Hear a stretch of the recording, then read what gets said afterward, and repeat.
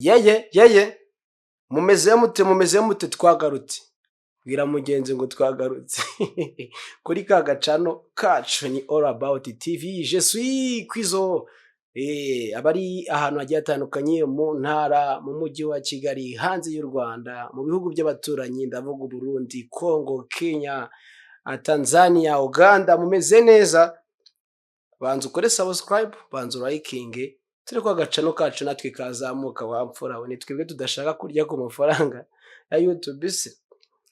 Yes, uyu munsi none naguteguriye murabizi ukuntu ibintu byifashe muri iyi minsi si rimwe si kabiri ujya kumva ngo abantu bashwanye banatandukanye ariko noneho by'umwihariko mu basitari bikomeje gufata indi ntera.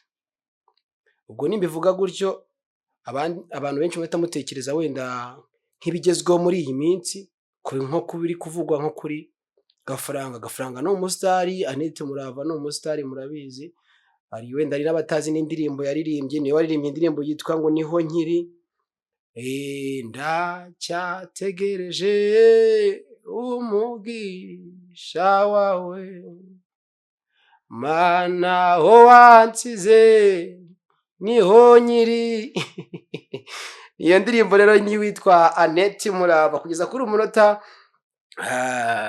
wareze umugabo wiwe twaje gusanga burya ibintu bibera mu cyumba kibanga bari hatari no kubona abantu nyine duhurira ku mihanda duhurira mu kazi ariko iyo wabishyize hanze nibwo ubona ko ibintu byakaze. Ushobora kubona umuntu afite amafaranga ukabona umuntu afite ibintu byose ariko mu mutima we rewa ni ibintu byose biri mu mutima nawe ari umukara mu gihe usanzwe ubona ari asa neza ni umunyamucyo nyine mu bintu byose aruzi ariko aha Imana yaduhishe niho hadanje buriya niyo mpamvu utazajya ubitekerezaho cyane kuko ibintu byarakomeye byahinduye isura. Niyo mpamvu naguteguriye zimwe mu ngo zagiye zisenyuka zitamaranye kabiri kandi mu basitari ubwo ngubwo mu bandi bantu ntabwo tubyinjiyemo murabiziho ni ibisanzwe byabaye nk'umuco ariko noneho mu basitari naho bikomeje gufata indi ntera. Si inshuro ya mbere twese twaba twumvise izina Itangishaka, ibi bishatse kuvuga ko icyo Imana itaguhaye nta kukibihatira cyangwa se kugitanga ku ngufu. Ibi birimo rero amaronko, bino birimo ubwenge, birimo urubyaro, urugo rwiza ndetse n'ibindi byinshi cyane, amamodoka handi ubona ngo cyakoze Imana yaramuhaye. Ibyo nyine dukunda kubonesha amaso yacu,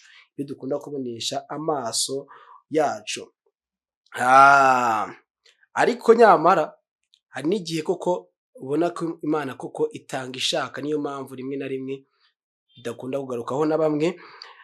Iremwa rero ry'urugo rigaragara kandi mu gitabo cya Bibiliya. Uyu munsi turaza kwifashisha n'amagambo amwe n'amwe muri Bibiliya ndi kugenda nkubwira uburyo ki hari ingo zagiye zitandukana zitamaranye kabiri, tunabyinjiremo neza ukuntu muri iyi minsi za divorce, gutandukana ko bashakanye gukomeje kwiyongera uko bwije n'uko bukeye. Bibiliya rero mu Intangiriro 2:23 kugera ku murongo 24 haravuga ati uyu ni igufwa ryo mu magufwa yanjye, ni akara ko mu mara yanjye, azitwa umugore kuko yakuwe mu mugabo. Nicyo gituma rero umuntu azasiga se na nyina akabana n'umugore we akaramata, bombi rero bakaba umubiri umwe. Imaze rero kurema umugabo, Imana yamuremeye umugore ngo amufashe amwuzuze. Nakubwiye ngo umunsi turifashisha Bible, turifashisha Bibiliya mu Itangiriro ibice 2 umurongo 23 kugera ku murongo wa 24. Nubwo rero bwose rero mu buryo budashidikanywaho urugo rwiza ari ijuru rito, ariko hari ubwo bitajya biduhira, ahubwo tukisanga rwa rugo rwubatswe cyangwa se rwa rugo twubatse rutamaze kabiri kubera impamvu zigiye zitandukanye. Niyo mpamvu uyu munsi izo mpamvu nagenzi nzi gutegurira. Unyemerere turebere hamwe ingo 9 z'ibyamamare mu myidagaduro yo mu Rwanda zasenyutse zitamaze kangahe, zitamaze kabiri, cyangwa zimaze igihe gitoya. Zimaze igihe gitoya. Urugo rwa mbere bamwita Platini P Baba na Ingabire Olivia. Aba bombi rero barushinze mu mwaka wa 2021, gusa nyuma y'amezi 4 barushinze baje kwibaruka umwana w'imfura yabo w'umuhungu. Nyuma y'uko rero bibarutse byatangiye guhwihwiswa mu itangazamakuru ko bano baba baratandukanye ndetse batakibana nk'umugabo n'umugore. Intandaro y'itandukana ryabo rikaba ari uko Platini yaje gusanga uyu mwana bibarutse atari uwe nyuma yo gukoresha ibizamini indangasano DNA mu mwaka wa 2024. Aba bombi rero batandukanye mu buryo bwemewe n'amategeko. Mu gutandukana rero kwabo bumvikanye ku buryo bazagabana ibikoresho byari mu nzu, naho inzu iba iya Platini. Nuko byagenze. Urugo ni urugo rwa mbere. Ku rundi ruhande urukiko rwanzuye ko aba bombi rero nta mwana babyaranye, bityo ko nta nshingano za kibyeyi Platini azagira ku mwana nibatandukana. Platini rero akaba yarahimbye uyu mwana indirimbo yise ku mutima, aho rero yamubwiraga ko azahora amukunda, ati isi ntizagushuke mwana wanjye, uzahora undi ku mutima. Urwo ni urugo rwa mbere kandi na abasitari. Platini ndakeka nawe utamuzi, batandukanye batamaranye kabiri. Wabyumvisha ikintu bapfuye. Bagiye Platini yarebye asanga umwana yita uwiwe badahuje amaraso. Yes, urugo rwa kabiri. Urugo rwa kabiri ni Safi Madiba ndetse na Niyonizera Judith. Aba bombi rero barushinze mu mwaka wa 2017, ndetse icyo gihe Safi Madiba yari amaze iminsi mike avuye mu itsinda yari amazemo imyaka 10 rya Band Boys. Muri 2020 Safi Madiba rero yasanze umugore we Niyonizera Judith muri Canada. Gusa amaze iminsi agezeyo yatangiye kubaho mu buzima umushaririye, aho yavuze ko yahozwaga ku nkeke n'umugore we Judith. Kubera ubwo rero bushyamirane Safi yaje kwahukana, aba agiye gucumbika ku nshuti ye. Gusa nta gutinzamo Judith rero yahise asimbuza Safi undi musore w'intarumikwa.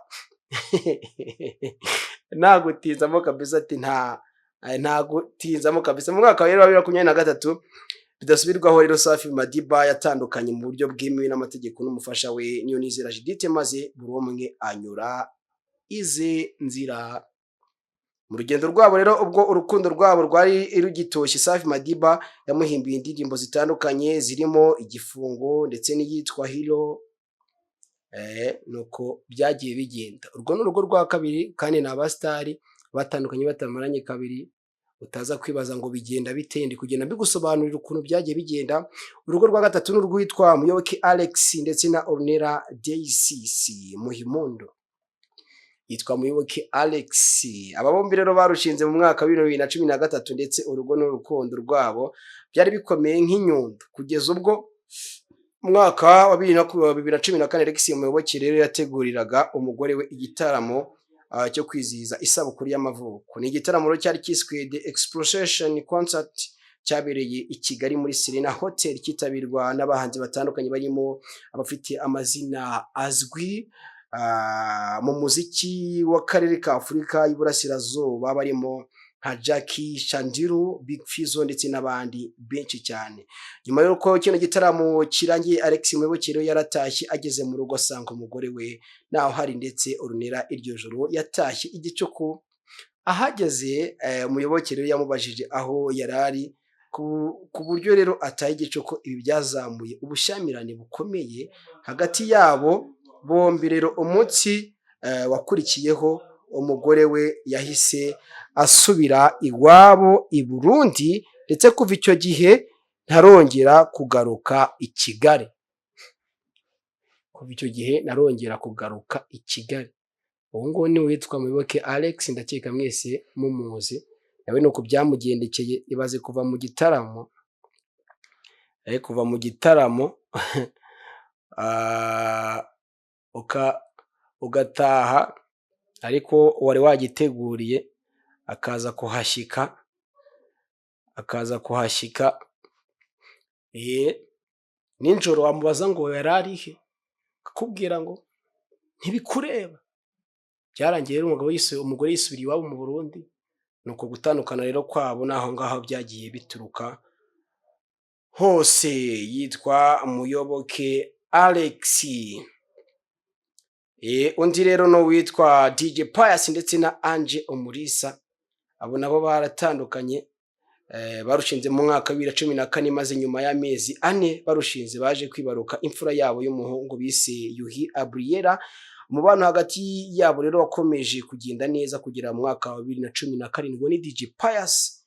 Ubwo rero bano bombi bari bari mu rukundo rwabo rwatangiraga gukonja gake gake.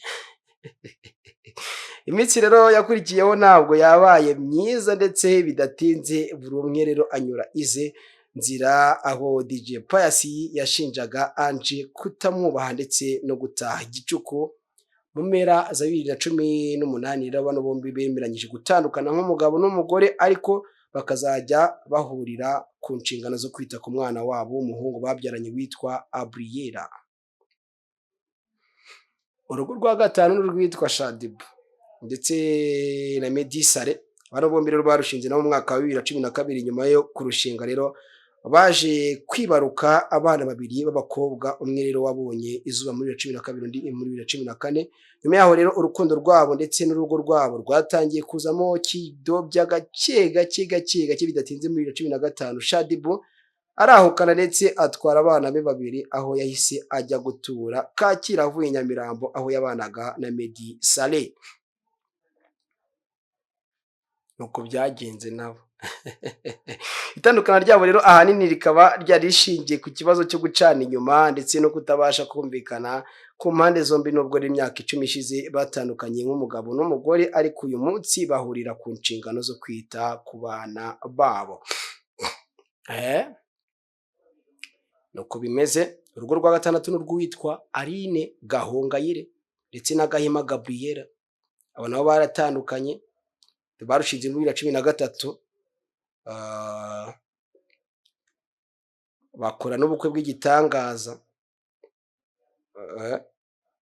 ariko byaje kurangira nabo batandukanye. Aline Gahongayire ndetse no witwa Gahima Gabriela.